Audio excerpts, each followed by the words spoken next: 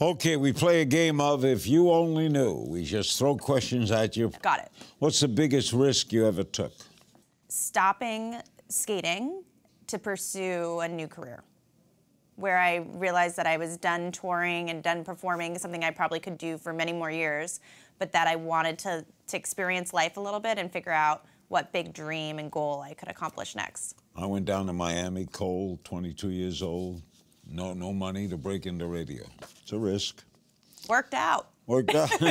Person you'd most like to meet, dead or alive? LeBron James.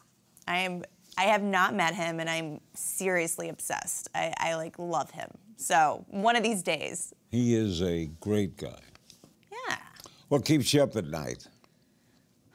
Well, I feel like I can be a little OCD when it comes to work. So when I'm preparing for an event, you know, I have all of my notes and research, but I find that my husband's always like, go to sleep. It's time to go to sleep, because when I go to bed, I start thinking there's something else I should be looking at. There's more to research, and it's endless, but that would be the thing. I wonder if I'm going to wake up. Guilty pleasure. Guilty pleasure. Wine. I feel like wine all the time. Best advice you ever got? My dad always says this, the only place that success comes before work is in the dictionary. So I feel like he always has these drops of wisdom for me, but he's worked so hard in his life, and I've always admired that, and I feel like I've always thought about that. You know, you can't get that gold medal without working, can't get into that broadcasting booth without working for it. You're right, working. I once asked the great lawyer Louis Nizer if there's such a thing as luck as a lawyer. He says, yeah, 4 a.m. in a law library. Right. Biggest regret? You know, I didn't go to college because I was skating, and I was touring, and it was, you know, right after I won the Olympics, you know, it was all of those opportunities, and I would never change it, so I don't know if I'd call it a regret.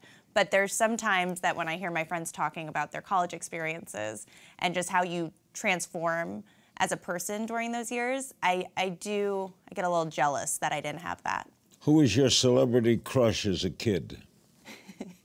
I mean, I feel like it was a toss-up between Justin Timberlake and then Jonathan Taylor Thomas. So I feel like, I don't know if I can pick. Strangest job you've ever had? I mean, all of my jobs are so strange that from a figure skater, I'm now working on a cake show and working next to Jim Carrey. You're living strange jobs. Yes. Strange job is current. Something we should all be paying more attention to. I mean, there's a lot. But you know, as I've been talking with my husband as we're thinking about starting a family, I'm thinking a lot. I feel like I'm so thoughtful about thinking a lot about my childhood and how I got into skating and how I found a passion and love for something that I get to do every day. And I think that, you know, I don't know if my parents actually knew what they were doing by supporting me and really giving me those opportunities. But I don't know, I guess I think about that a lot of when I become a parent, how I will be able, hopefully, I get nervous that I'll be able to give my child sort of the same opportunities to find something, not that they're good at, but that they love. Would you want them to be an athlete?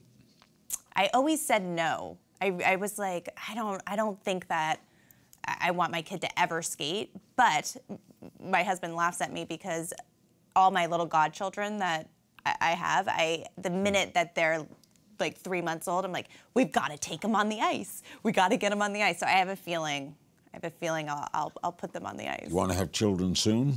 Yes, I do. Aha. I know. Never miss a beat. Subscribe to Larry King now and watch new episodes every day.